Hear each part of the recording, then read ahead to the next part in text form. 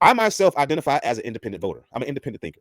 And because I'm independent, I like to get my news from a couple of different sources. I don't have a listing of hierarchies of who's the best and who's the worst, but I can tell you without a shadow of a doubt, depending on where you get your news from, you're going to be skewed one way or another. You're going to be directed one way or another in your thinking, especially if you don't do yourself justice of going around and seeing what's all out there in regards to news. If you watch international news, they talk mad about America.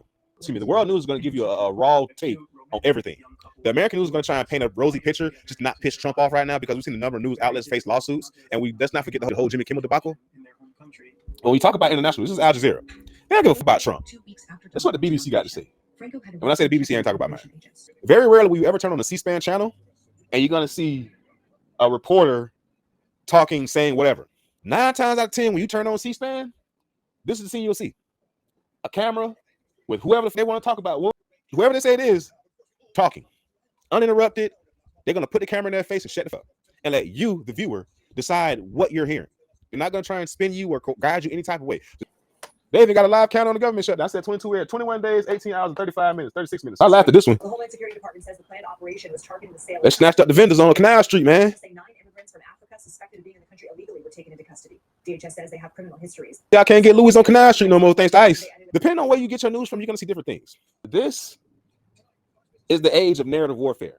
And I think Fox News and the Republican Party have done a great job of really entrenching themselves and preparing themselves for this type of battle. We're no longer in the days of logic driving society.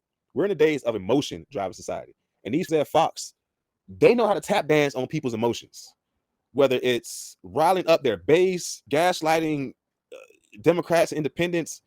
They understand the world of narrative warfare.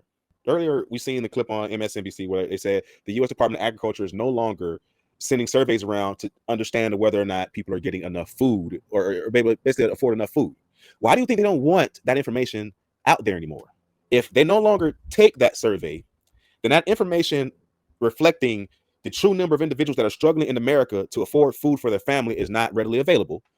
So that when they say, hey, we're doing ABC, XYZ, and America, these freaking guys love it, and gets people on Fox News to say, hey, you guys are loving this, and throw some random ass poll out there, what happens? There are going to be people in my DM saying, hey, man, you seen that poll? You seen that thing? You seen this, that, and other? They said this, that, they said this, they said.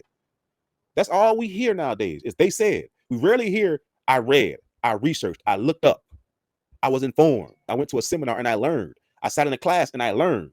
We don't hear that. We hear, I heard. And since we're in the age of I heard, narrative warfare is it.